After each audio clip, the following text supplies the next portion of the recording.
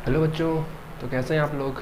तो आज chemical reaction and equation का पार्ट 3 वीडियो आ गया, जिसमें हम आपको types of chemical reaction and redox reaction पढ़ाएंगे। ठीक है, पिछले 2 वीडियो में हमने क्या पढ़ा था, हमने इंट्रोडक्शन पढ़ा था, और सेकंड पार्ट में हमने क्या पढ़ा, कैसे किसी भी इक्वेशन को बैलेंस करते हैं कम समय में। ठीक है, तो 2 पार्ट खत्म कर लिए। आज जो हमने पढ़ा है वो पढ़ना है types of chemical reaction and redox reaction. उससे पहले 2 टॉपिक्स और हैं जिन्हें हमें कवर करना है।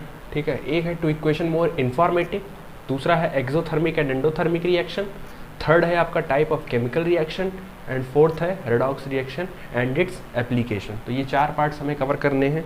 ठीक है, तो हम वीडियो को चलिए स्टार्ट करते हैं और पहला टॉपिक लेते हैं टू इक्वेशन मोर इन्फॉर्मेटिव। चलिए देखिए, कहने का मतलब है to equation more informative. Equation को और ज़्यादा इन्फॉर्मेशन हम कैसे प्रोवाइड करें ये हमें बताना है। जैसे कि हमें प्रोवाइड कराने का मतलब ये है कि मान लो कोई भी रिएक्शन हो रहा हो, तो कोई भी जो रिएक्शन होगा वो किसी स्टेट में होगा, कोई उसका एक फिक्स्ड स्टेट होगा ना। जैसे क्या होता है, एक फिक्स्ड स्टेट होगा कि ये एलिमेंट किस स्टेट में, एट ऑफ मैटर में, सॉलिड में है कि लिक्विड में है कि गैस में है, किस स्टेट ऑफ मैटर में है। तो ये फर्दर जो है ये इसी पार्ट में है। अब करना क्या है, देखो तुम्हारे पास 3 स्टेट ऑफ मैटर है, एक हो गया सॉलिड, एक हो गया लिक्विड और एक हो गया गैस। यही 3 स्टेट ऑफ मैटर है। अब तीनों के लिए क्या है, एक अलग अलग सिंबल है। सॉलिड को डिनोट करेंगे S से, लिक्विड को डिनोट करेंगे L से, गैस को डिनोट करेंगे G से। एक चौथा और है जिसको हम जान लो, जिसे हम एक्वस कहते हैं, एक्वस। ठीक है, इसको डिनोट करते हैं AQ से। एक्वस कहने का मतलब ये है कि किसी में है, किसी सोल्यूशन में वाटर का अमाउंट बहुत ज़्यादा कम है। जब वाटर का अमाउंट बहुत ज़्यादा कम होता है तो ऐसे सोल्यूशन को हम एक्वस सोल्यूशन कहते हैं। ठीक है, तो जब हम कोई रिएक्शन लिखेंगे तो उसके नीचे उसका स्टेट ऑफ मैटर लिख देंगे कि ये स्टेट किस स्टेट में था, सॉलिड में था कि लिक्विड में था कि गैस में था कि एक्वस में था। ठीक है, तो एग्जाम्पल देख के समझाते हैं तो ज़्यादा समझ में आएगा। इसका एग्जाम्पल में हम वही अपना फेमस इक्वेशन लेते हैं जो हम शुरू से करते आए हैं, Zn plus H2SO4 gives ZnSO4 plus H2। अब करना क्या है इसमें, देखिए करना ये है, जिंक इसमें, जिंक इन्वायरमेंट में किस स्टेट में पाया जाता है, क्योंकि जिंक मेटल है तो ये सॉलिड में होगा। H2SO4 सोल्यूशन है तो ये एक्वस होगा। ZnSO4 ये भी उसी सोल्यूशन में बनेगा तो ये एक्वस होगा। और H2 किस स्टेट में पाया जाता है, गैस, तो ये गैस स्टेट में हो गया। ठीक, दूसरा एग्जांपल, कार्बन प्लस ऑक्सीजन,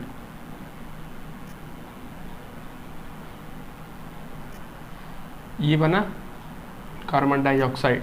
ठीक, अब कार्बन है, कार्बन कोल होता है, कार्बन कोल को कहते हैं, तो जनरली ये सॉलिड स्टेट में ही रहेगा तो ये इसके लिए S। O2 गैस होता है तो G, और CO2 भी एक तरह का गैस है तो इसके लिए भी हम G इस्तेमाल कर लेते हैं। ठीक है, अगला रिएक्शन हम लिख लेते हैं, जैसे CaO plus H2O gives CaOH का whole twice. CaO solid state में होता है, H2O इसके लिए लिक्विड लिखेंगे। लिक्विड इसलिए लिखेंगे क्योंकि ये प्योर आपका क्या है, प्योर H2O, सिर्फ H2O ही है तो इसके लिए हम लिक्विड लिखेंगे। और COH किस फॉर्म में रहेगा, मिलेगा, चूना है, और चूना जो है ये जनरली ये जब इसमें चूने को पानी में हम डालेंगे तो ये किस स्टेट में जाएगा, क्योंकि ये 2 चीज़ों का मिक्सचर हो जाएगा, एक इसका एक इसका। जब 2 चीज़ों का मिक्सचर हो जाता है तो उसका कंडीशन हम उसके लिए एक्वस लिखते हैं, तो ये हो गया एक्वस। और प्लस H2 भी निकलेगा तो H2 ऊपर हो जाएगा और इसके लिए गैस इस्तेमाल कर लेंगे। ठीक है, H2 निकलेगा, नहीं H2 नहीं निकलेगा, H2 तो आ गया ना, H2 नहीं निकलेगा, प्लस हीट निकलेगी कुछ। ठीक है, तो यही है पहला टॉपिक कि किसी भी इक्वेशन को कैसे इन्फॉर्मेटिव बनाना है, कैसे बनाना है। आपके पास 4 स्टेट ऑफ मैटर हैं, सॉलिड, लिक्विड, गैस, और एक चौथा एक्वस है। ठीक है, उसमें क्या करना है, किसी भी इक्वेशन के नीचे उसका स्टेट ऑफ मैटर लिख दीजिए, सिंपली वही हो गया। जिंक सॉलिड में पाया जाता है, H2SO4 एक्वस में होता है, ZnSO4 एक्वस में हो गया, H2 एक्वस में। एक्वस कहने का मतलब है कि जब मोर देन 1 सब्सटेंस में डिजॉल्व हुए होंगे। ठीक है, तो एक्वस कहते हैं। कार्बन सॉलिड में होता है, ऑक्सीजन गैस में होता है, कार्बन डाइऑक्साइड गैस में होता है।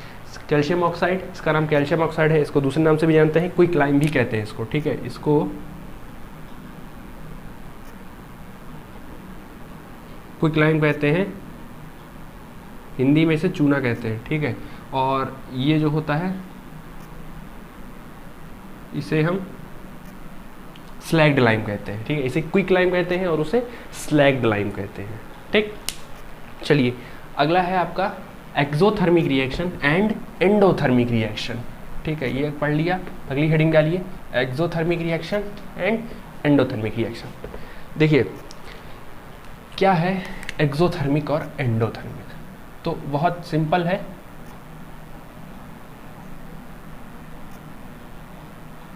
एक्सोथर्मिक रिएक्शन, इसकी आप डेफिनेशन क्या देंगे, मैं डेफिनेशन लिख दे रहा हूँ। इसकी रिएक्शन डेफिनेशन ये है कि those reaction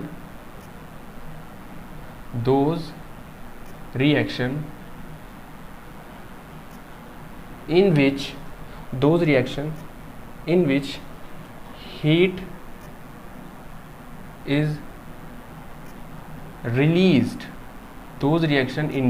heat is released, ऐसा रिएक्शन जिस रिएक्शन को कराने के लिए या जिस रिएक्शन के होते समय कुछ हीट बाहर चली जाए, तो ऐसे रिएक्शन को हम एक्सोथर्मिक कहते हैं। अब इसमें एक याद करने का तरीका क्या है, याद करने का तरीका है, थर्मिक का मतलब होता है हीट, थर्मिक का मतलब होता है हीट, और एक्स का मतलब होता है आउट, मतलब रिएक्शन होते समय हीट जो है उस रिएक्शन से बाहर जाएगी।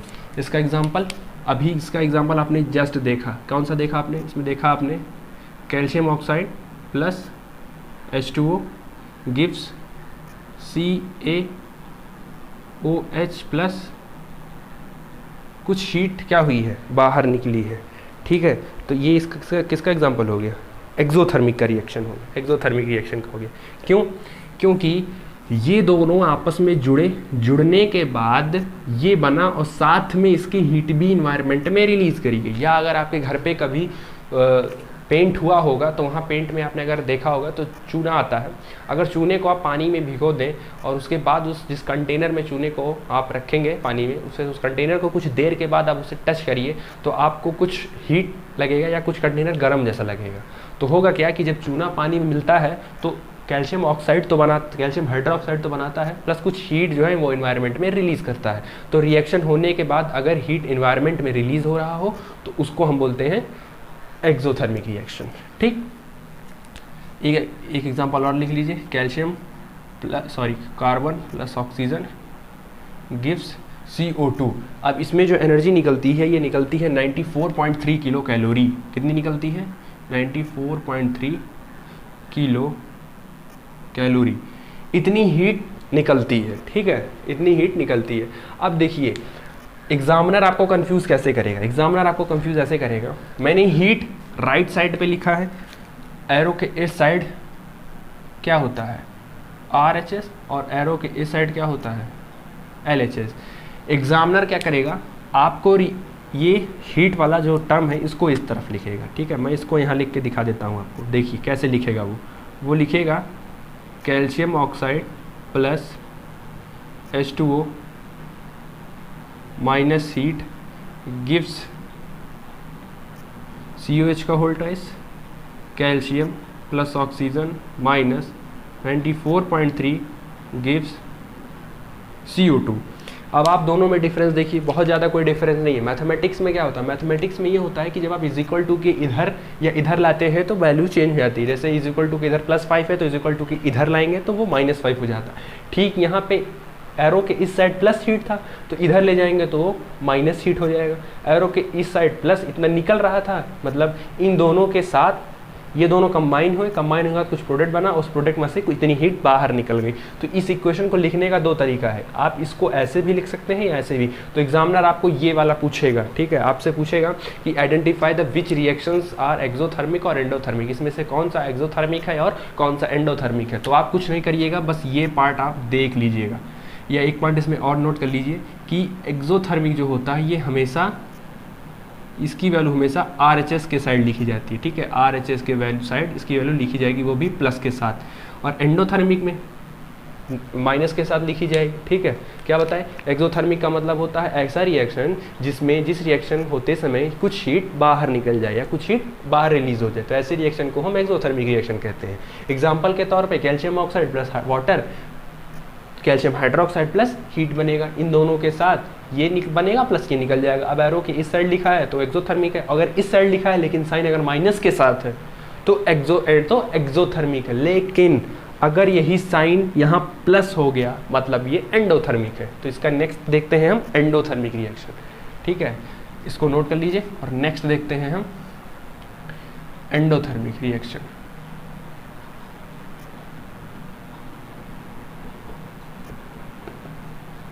मैं यहाँ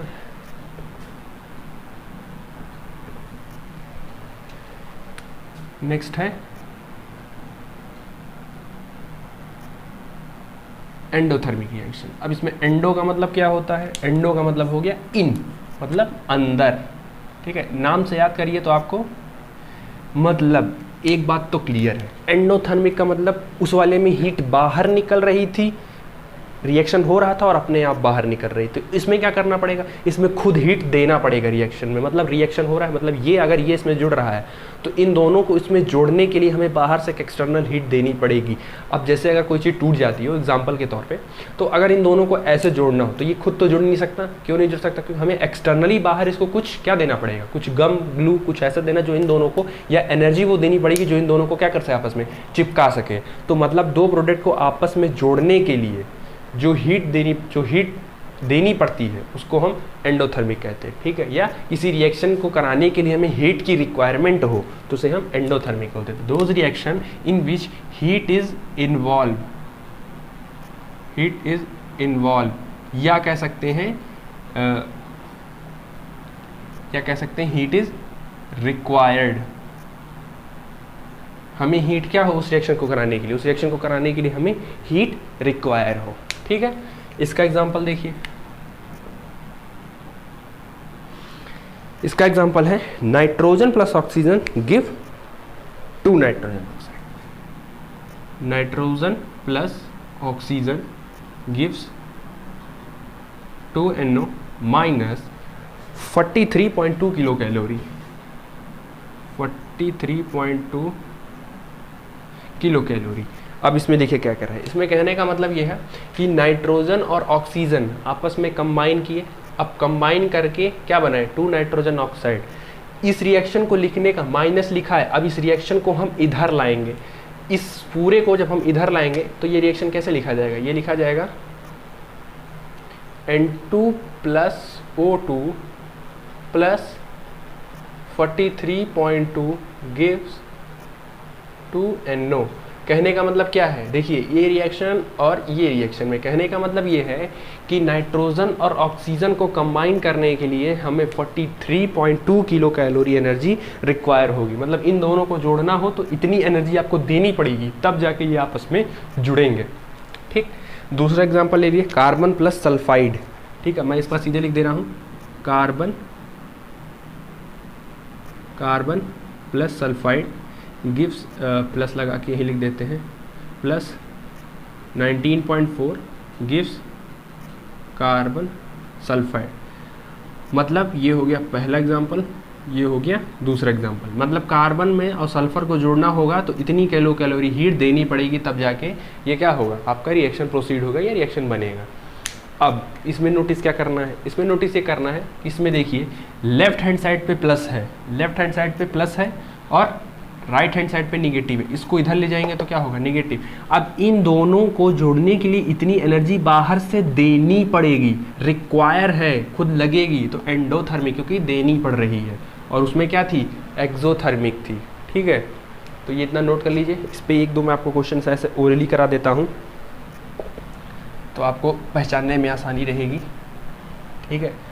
जनरली बहुत से रिएक्शंस हैं पर मैं ऐसे आपको लिख के दे रहा हूँ, आप उसमें आप देखिए कौन से रिएक्शन में वैसे लिख दे रहा हूँ। A plus B gives C plus D minus heat, ठीक, पहला एग्जांपल।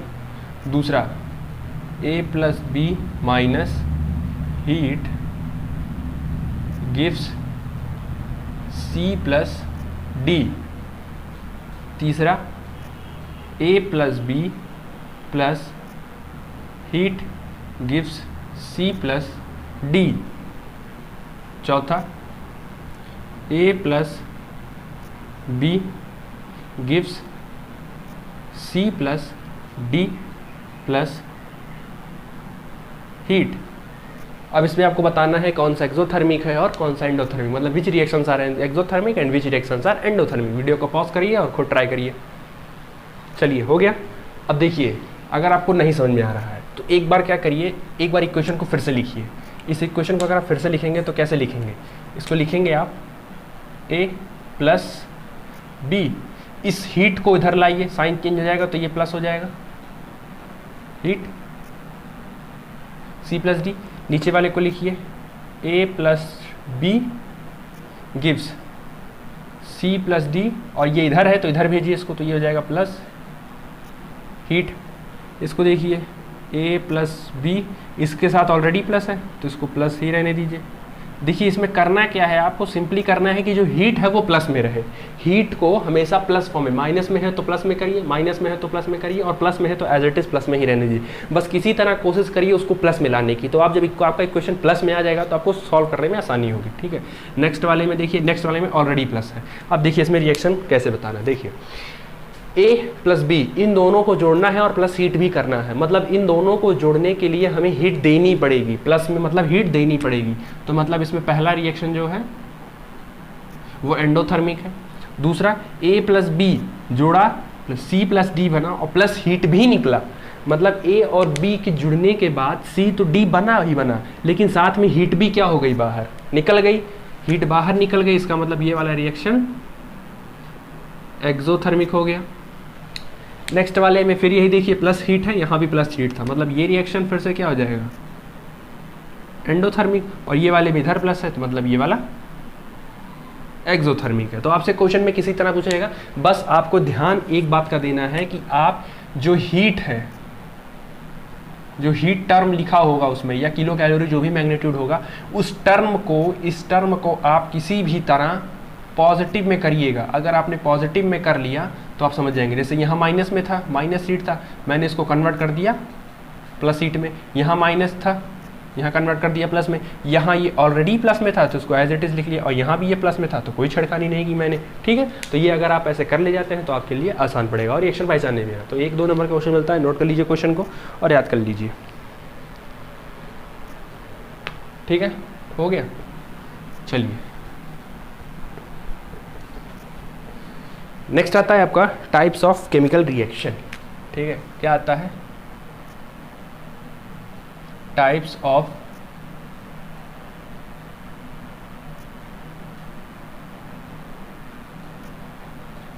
Chemical reaction.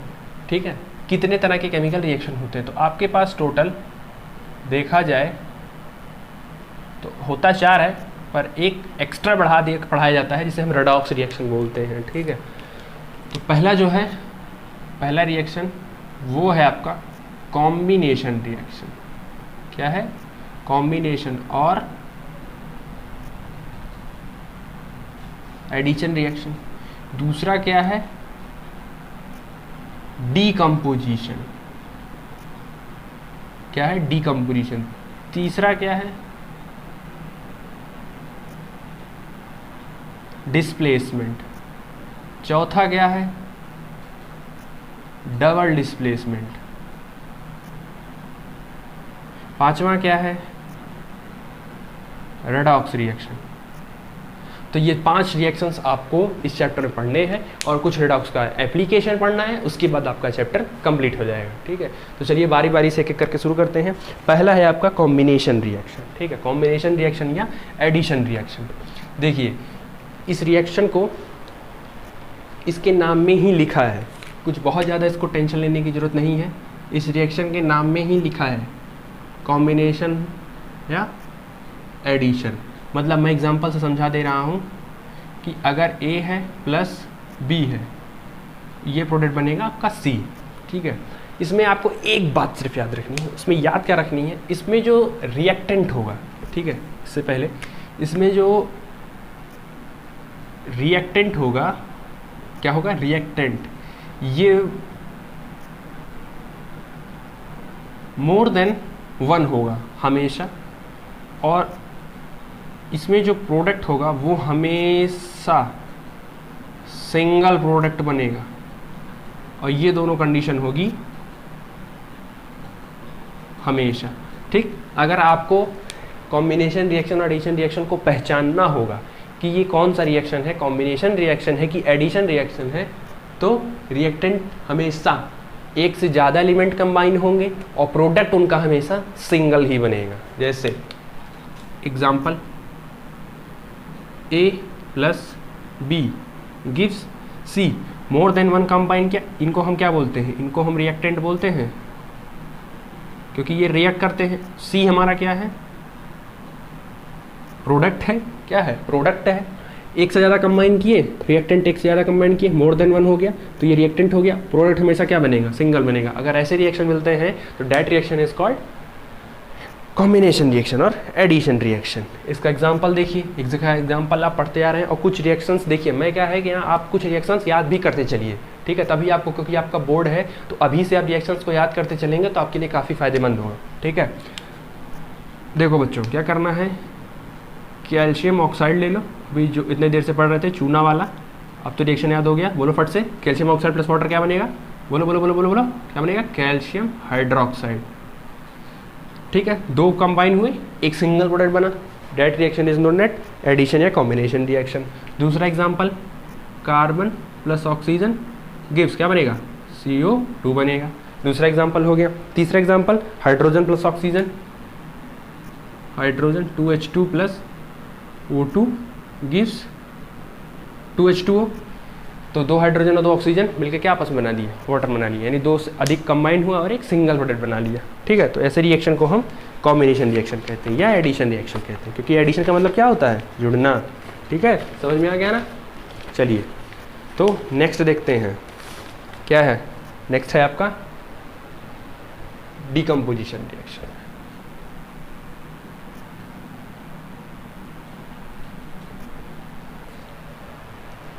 नेक्स्ट है आपका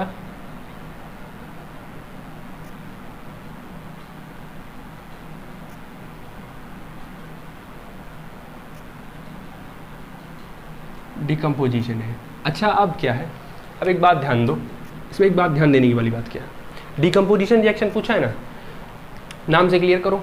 डिकम्पोजिशन का मतलब क्या होता है, तोड़ना। डिकम्पोज का मतलब क्या होता है, टूटना। तो डिकम्पोजिशन रिएक्शन मतलब क्या, मतलब कोई ऐसा प्रोडक्ट इसमें बनेगा या ऐसा रिएक्टेंट है इसमें जिसे हम तोड़ रहे हैं उसके छोटे पार्ट में। मतलब डिकम्पोजिशन रिएक्शन में कुछ ऐसा हो रहा है कि कुछ बड़ा पार्टिकल है उसको हम तोड़ रहे हैं उसके छोटे पार्टिकल में। डिकम्पोज का मतलब यही हो गया। अब दूसरी बात इसमें ध्यान क्या देनी है, देखो ध्यान ये देना है, बड़ा पार्टिकल है और डिकम्पोज करना है, तो डिकम्पोज करने के लिए क्या चाहिए, हीट चाहिए, हीट का इन्वॉल्वमेंट होगा। और अगर हम डिकम्पोजिशन में हीट देंगे क्योंकि तभी वो टूटेगा, तो हीट इन्वॉल्व हो गई तो रिएक्शन कौन सा होगा, एंडो या एक्सो, एंडोथर्मिक रिएक्शन। ठीक है, क्योंकि हीट उसमें क्या हुई है, इन्वॉल्व हुई है। तो ऐसे रिएक्शन को हम डिकम्पोजिशन या एंडोथर्मिक बोलते हैं। एग्जाम्पल के तौर पे इसमें आप कह सकते हैं कि ये एडिशन का ठीक उल्टा है।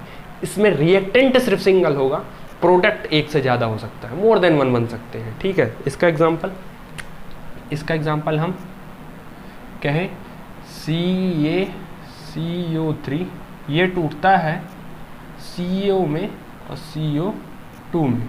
ठीक है, ये जो होता है ये आपके चौक में पाया जाता है।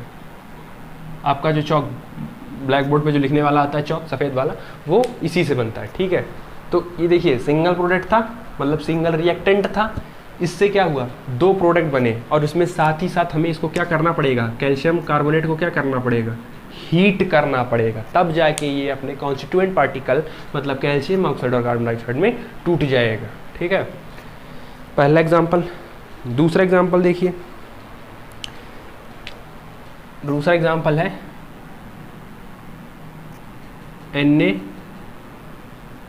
NaHCO3, थोड़ा बड़ा लिखते हैं, 2NaHCO3। इसको अगर आप हीट करेंगे तो ये बनेगा आपका Na2CO3 plus CO2 plus H2O, और इसको भी क्या करना पड़ेगा, हीट करना पड़ेगा, तो यही रिएक्शन है टूटेगा। इससे एक बात ये हमें क्लियर हो गई कि जितने भी डिकम्पोजिशन रिएक्शन होते हैं, क्या, जितने भी डिकम्पोजिशन रिएक्शन होते हैं वो कैसे होते हैं, वो एंडोथर्मिक रिएक्शन होते हैं। कैसे होते हैं, एंडोथर्मिक रिएक्शन होते हैं, मतलब all decomposition reaction are endothermic reaction. ठीक है, एग्जाम्पल नोट कर लो। ठीक है, अगला चलो चलते हैं। अगला क्या है, अगला है डिस्प्लेसमेंट रिएक्शन। ठीक है, साथ साथ पढ़ते रहिए, नोट बनाते रहिए, क्वेश्चन भी प्रैक्टिस करते रहिए। थोड़ा वीडियो लेट हो जाता है आने में, थोड़ी प्रॉब्लम है इस समय, तो थोड़ी दिक्कत हो रही है क्योंकि हमारा भी पेपर आ रहा है। ठीक है, तो नेक्स्ट है आपका डिस्प्लेसमेंट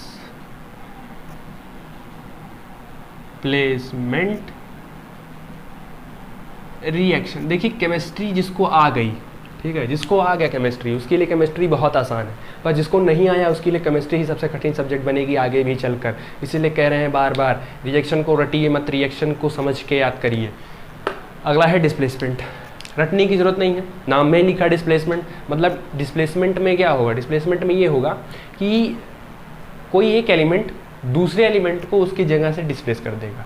कहने से ये है कि मान लो कि कोई एक एटम है, वो एटम बैठा था, एक दूसरा एटम आया, उस एटम को उसकी जगह से हटा के खुद जगह पे बैठ गया। स्कूलों में जैसे होता है, अगर कोई बच्चा सीट बैठा हो, कोई दूसरा बच्चा आया, उसको उठा के दूसरी जगह भेज दिया और अपना बैठ गया। ठीक है, अब इसमें एक क्वेश्चन आता है, क्वेश्चन आपके दिमाग में उठना चाहिए, क्वेश्चन उठना चाहिए, क्या सभी बच्चे सभी बच्चों को उठा सकते हैं? क्या कमज़ोर भी पावरफुल वाले को उठा सकता है? मतलब कोई कमज़ोर बच्चा हो, अगर वो आया, कोई पावरफुल बच्चा बैठा, तो उसको हटा देगा वो? तो उसको तो नहीं हटा पाएगा। यानी जो छोड़ा बहादुर बच्चा होगा वही कमज़ोर वाले को अपनी जगह से हटाएगा। इसमें एक बात ये क्लियर हुई कि जिन एलिमेंट की पावर ज़्यादा होगी, जिनके पास पावर ज़्यादा होगा, वही लेस वाले पावर वाले को क्या करेंगे, हटा देंगे वहाँ से। अब ये पावर कहने का मतलब है कि ये इनका होता है, एक रिएक्टिविटी सीरीज़ होता है कि कौन ज़्यादा पावरफुल है, कम पावरफुल है। तो मैं एक किनारे बस अभी इन्फॉर्मेशन के लिए बता दे रहा हूँ, क्योंकि ये आपको थर्ड चैप्टर में जब पढ़ाएंगे आपको मेटल नॉन मेटल, तो वहाँ आपको फर्दर रिएक्टिविटी सीरीज़ बताएंगे, वहाँ डिटेल बताएंगे। अभी क्या मैं एक बेसिक आइडिया से दे रहा हूँ। ठीक है, हाइड्रोजन जो होता है, हाइड्रोजन को बेस वो माना गया, एक बेस माना गया कि इसी के ऊपर और इसी के नीचे। हाइड्रोजन के नीचे होता है Cu, Ag, Au, Pt, और इसके ऊपर हो गया मान लीजिए iron, zinc, magnesium, aluminium, sodium. अब ये कोई अभी सीक्वेंस में नहीं बताया, बस अभी ऊपर नीचे जानो कि हाइड्रोजन के ऊपर है या हाइड्रोजन के नीचे। मतलब हाइड्रोजन के जितने ऊपर हैं, ये हाइड्रोजन के जो ऊपर हैं, इनकी पावर या ये कैसे हैं, स्ट्रांग है, इनके पास पावर कैसी है, ज़्यादा है। पर हाइड्रोजन से जो नीचे हैं ये वीक है और इनका पावर क्या है, लेस है। अब डिस्प्लेसमेंट रिएक्शन आप देखिए, आपको समझ में आ जाएगा, एकदम क्लियर कट में समझाता हूँ डिस्प्लेसमेंट। देखिए Fe प्लस CuSO4 गिव्स, बताइए प्रोडक्ट क्या बनेगा। अब तुरंत देखो, Fe जाएगा Cu के पास, क्योंकि मेटल है तो मेटल को ही डिस्प्लेस करेगा। Fe जाएगा Cu के पास और Cu को डिस्प्लेस करने की कोशिश करेगा। अब रीज़न ये है कि क्या Fe Cu को डिस्प्लेस कर पाएगा? क्वेश्चन है, क्या Fe यानी आयरन कॉपर को डिस्प्लेस कर पाएगा? चलिए सीरीज देखो, हाइड्रोजन के नीचे कौन है, कॉपर है, वीक होता है। हाइड्रोजन के ऊपर कौन है, आयरन है, पावर है। किसको डिस्प्लेस करना है, आयरन को, कॉपर को। आयरन को डिस्प्लेस करना है कॉपर, मतलब आयरन आएगा और किसको डिस्प्लेस करेगा, कॉपर। मतलब ये तो कमज़ोर है ना, Cu क्या है, कमज़ोर है, वो क्या है, पावरफुल है। तो इसमें आराम से प्रोडक्ट क्या बन जाएगा, ये इसकी जगह बैठ जाएगा, तो ये हो जाएगा FeSO4 प्लस Cu बाहर हो जाएगा। ठीक है, अब इसी से मिलता जुलता रिएक्शन पेपर में पूछा जाएगा कि whether the reaction is feasible और नॉट, ये रिएक्शन पॉसिबल है कि नहीं है। क्या पूछेंगे, Cu प्लस FeSO4 बताइए, Cu प्लस FeSO4 ये रिएक्शन होगा कि या नहीं होगा, या इसका प्रोडक्ट बताइए क्या बनेगा। तो प्रोडक्ट आप कैसे बताएंगे, अब आप तो लिख देंगे तुरंत, क्या लिख देंगे आप तो पढ़ के जाए रहेंगे, सोचेंगे Cu है, Fe को रिप्लेस कर देगा तो ये बन जाएगा CuSC4 प्लस Fe बन जाएगा। पर ये इक्वेशन क्या हो जाएगी? गलत। क्या हो जाएगी? गलत। क्यों गलत हो जाएगी? कॉपर को डिस्प्लेस करना है, मतलब कॉपर को डिस्प्लेस किसको करना है? आयरन को डिस्प्लेस करना है। कॉपर कहाँ है? नीचे। आयरन कहाँ है? ऊपर। कम पावरफुल वाले को ज़्यादा पावरफुल वाले को डिस्प्लेस करना है। कर पाएगा? प्रैक्टिकली पॉसिबल भी नहीं लग रहा है, और देखिए इसमें भी पॉसिबल ही नहीं है, तो यानी ये रिएक्शन होगा ही नहीं। तो अगर ऐसा रिएक्शन आपके साथ आ जाएगा तो उसके आगे आप क्या लिख देंगे? मतलब अगर ऐसा रिएक्शन आएगा तो आप लिखिएगा नो रिएक्शन अकर, कोई रिएक्शन नहीं होगा। ठीक है। अगर एनसीईआरटी में देखेंगे तो एनसीईआरटी में एक क्वेश्चन दिया है कि मैग्नीशियम सल्फेट या उसको कॉपर में रख सकते हैं कि नहीं रख सकते हैं। ठीक है। जैसे ये पूछेगा कि मैग्नीशियम सल्फेट या कहेगा कॉपर सल्फेट का आपका, या मैं ऐसे एग्जांपल दे दूँ, क्या कहेंगे? कहेंगे ये लोग कि आपके पास मैग्नीशियम का बना एक स्पून है। ठीक है। अब एनसीईआरटी में देखिए आपको ऐसे मिल जाएगा, मिलता जुलता। क्या मिल जाएगा? अच्छा मैं इसको मिटा दूँ, ऊपर वाले को, यहाँ ये मिटा देता हूँ। देखो क्या कहेंगे वो, ये कहेंगे कि मैग्नीशियम का बना हुआ एक स्पून है तुम्हारे पास, ठीक, और तुम्हारे पास एक सॉल्यूशन है CuSO4 का। क्या है? सॉल्यूशन है CuSO4 का। अब ये कहेंगे कि तुम्हारे पास किसी कंटेनर में CuSO4 होगा, यानी वो कंटेनर CuSO4 रखा है और आपके पास मैग्नीशियम का स्पून है। अभी क्या करना है? ये कहेंगे कि क्या हम इस मैग्नीशियम स्पून से इस CuSO4 को मतलब मिला सकते हैं या चला सकते हैं उस सॉल्यूशन को या नहीं, या उस स्पून को उस सॉल्यूशन में रख सकते हैं कि नहीं रख सकते हैं। तो बस सिंपली लॉजिक है, मतलब मैग्नीशियम मिलाएंगे तो मैग्नीशियम प्लस CuSO4 रिएक्शन बनेगा। तो तुरंत बना लीजिए मैग्नीशियम प्लस CuSO4। करना क्या है? मैग्नीशियम कहाँ आ रहा है? हाइड्रोजन के ऊपर, मतलब पावरफुल है। Cu कहाँ आ रहा है? हाइड्रोजन के नीचे, मतलब लेस पावरफुल है। मैग्नीशियम क्या करेगा? मैग्नीशियम करेगा कि कॉपर को डिस्प्लेस कर देगा। तो क्या बना लेगा? ये आपका जो प्रोडक्ट बनेगा ये बन जाएगा MgSO4 प्लस Cu। मतलब जो आप चम्मच लेंगे वो चम्मच उसी में डिज़ोल्व हो जाएगा। तो मतलब ये है कहने का कि अगर आप कॉपर सल्फेट सोल्यूशन लेते हैं, उसमें मैग्नीशियम से बना हुआ चम्मच को अंदर डालते हैं, उसको चलाते हैं, जब आप बाहर निकालेंगे तो आधा मैग्नीशियम गायब हो चुका होगा। जादू हो गया? जादू नहीं हुआ। गायब होने का मतलब क्या है? क्योंकि मैग्नीशियम ज़्यादा पावरफुल है तो वो सोल्यूशन में से कॉपर को हटा के और खुद सोल्यूशन में बैठ जाएगा, तो आप निकालेंगे तो आपका आधा मैग्नीशियम गायब हो जाएगा। तो ऐसे आप एनसीईआरटी में देखिए क्वेश्चन मिलेगा, can we store this vessel in this, तो ऐसे क्वेश्चन आपको करके मिलेंगे, तो आपको इसी वे से बताने पड़ेंगे। ठीक है। तो ये हो गया आपका डिस्प्लेसमेंट रिएक्शन। अगला क्या है? Double displacement. अब डबल डिस्प्लेसमेंट का मतलब भी फर्दर यही है, कौन सा किसको करेगा डिस्प्लेस? इसमें एक एटम दूसरे एटम को डिस्प्लेस करता था। One atom displaces another atom. Iron ने किसको किया डिस्प्लेस? आयरन ने किसको किया डिस्प्लेस? आयरन ने डिस्प्लेस किया था किसको? कॉपर को।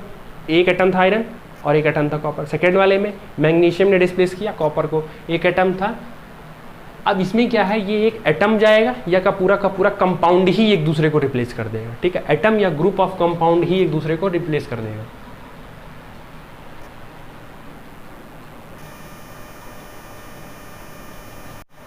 तो इसमें क्या बताए हैं? उसमें आपने बताया गया था उसमें आपको कि एक एटम दूसरे एटम को डिस्प्लेस करेगा, या एक कंपाउंड या एक एटम ही डिस्प्लेस करता है दूसरे एटम को। फर्दर इसमें क्या है? पूरा का पूरा कंपाउंड डिस्प्लेस होगा या पूरा का पूरा एक एटम। अच्छा, इसमें डिस्प्लेसमेंट 2 बार होगा, इसीलिए नाम इसका क्या था? Double displacement. पिछले वाले में डिस्प्लेसमेंट कितने बार होता है? एक ही बार। आयरन ने कॉपर को डिस्प्लेस किया, आगे हो गया। दूसरे में मैग्नीशियम ने डिस्प्लेस किया, मैग्नीशियम ने कॉपर को डिस्प्लेस किया था, तो वो एक ही बार हुआ था। इसमें क्या डिस्प्लेसमेंट 2 बार होगा, तो इसीलिए इसका नाम क्या पड़ा है? डबल डिस्प्लेसमेंट पड़ा है। रिएक्शन देख लीजिए, समझ में आ जाएगा अभी। चलिए रिएक्शन देखिए, चलिए रिएक्शन लिखिए। Na2SO4 plus BaCl2। Na2SO4 plus BaCl2। अब मैं उम्मीद करता हूँ कि आपको प्रोडक्ट बनाने आता होगा। ठीक है। कैसे? देखिए मैं बता दे रहा हूँ और आप 9th में पढ़ा होगा तो याद भी कर लो ये, ठीक है, आगे चल के बहुत काम लगेगा। कैसे? Na पे 1 प्लस होता है, SO4 पे 2 माइनस होता है, Ba पे 1 प्लस 2 प्लस होता है, Cl पे 1 माइनस होता है। तो प्रोडक्ट क्या बनेगा? प्लस वाला हमेशा किसके साथ जाएगा? माइनस के साथ जाएगा। तो ये सोडियम इस क्लोरीन के साथ जाएगा, तो प्रोडक्ट क्या बनेगा? NaCl प्लस ये इसके साथ जाएगा, तो BaSO4। अब ज़रा ध्यान से देखो, ध्यान से इसमें देखना क्या है, डबल डिस्प्लेसमेंट कैसे हुआ। डबल डिस्प्लेसमेंट ये हुआ, सोडियम ने डिस्प्लेस किया Ba को, जाके उसकी जगह बैठा, तो NaCl बढ़ गया। और Ba कह सकते हैं, या Ba किसके साथ था? Cl2 के साथ था। अब Cl2 ने डिस्प्लेस किया Ba से, SO4 ने डिस्प्लेस किया Cl2 को, Na ने डिस्प्लेस किया Ba को, तो Cl खाली हो गया, NaCl बना। और SO4 ने डिस्प्लेस किया Cl को, मतलब ये दोनों एक साथ जाएंगे एक दूसरे को डिस्प्लेस कर, तो ये इसको हटा देगा, Na बेरियम को हटा देगा, Ba को, और SO4 क्लोरीन को हटा देगा, और जाके दोनों एक जगह बैठ जाएंगे, ठीक है। दूसरा एग्जांपल बहुत ज़्यादा मोस्ट इम्पॉर्टेंट रिएक्शन है, ठीक है, पेपर में पूछा भी जाएगा, ध्यान से नोट कर लो इसको, ठीक है, लापरवाही नहीं, नोट कर लो इसको, पूछा जाएगा। AgNO3 plus HCl, AgNO3 plus HCl। चलो, जिन लोगों को पता है बताओ इसका नाम क्या है? AgNO3 का नाम क्या है? Silver nitrate. चलिए, जिन्होंने बताया अच्छी बात है। सिल्वर नाइट्रेट क्या बनेगा? देखो, Ag पे 1 प्लस, NO3 पे 1 माइनस, H पे 1 प्लस, Cl पे 1 माइनस। प्रोडक्ट बताओ, Ag किसके साथ जाएगा? Cl के साथ। H किसके साथ आएगा? NO3 के साथ। तो ये बन गया HNO3। अब ये जिस कंटेनर में होगा, ये सेकंड वाला रिएक्शन जिस भी कंटेनर में होगा, उस कंटेनर में आप नीचे देखेंगे कि नीचे सफ़ेद कलर का कुछ सॉलिड लाइक सब्सटेंस डिपॉजिट हो जाएगा। वो सॉलिड लाइक सब्सटेंस जो है वो यही AgNO3 है, ठीक है, जिसको हम PPT बोलते हैं, प्रेसिपिटेट। क्या बोलते हैं?